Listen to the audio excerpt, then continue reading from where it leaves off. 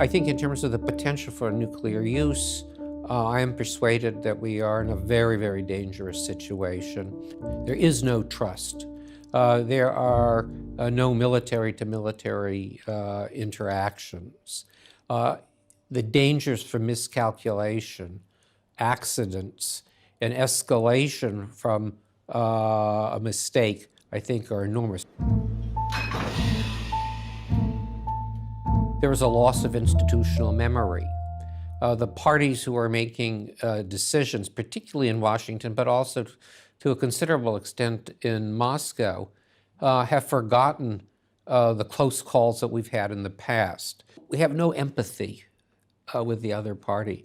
And it's not, I mean, the same applies, I would argue, to a large extent on the Russian side. There's very little empathy in terms of the U.S., although it's very difficult for me to empathize also, to understand what's going on in Washington.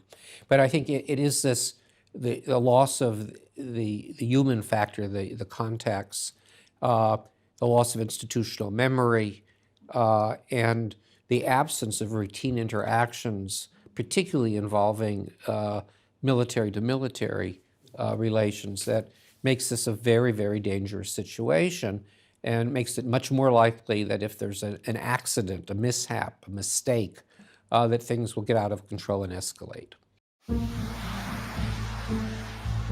It may require a Cuban Missile-like crisis to recreate an atmosphere in which we work more closely together to reduce nuclear risks.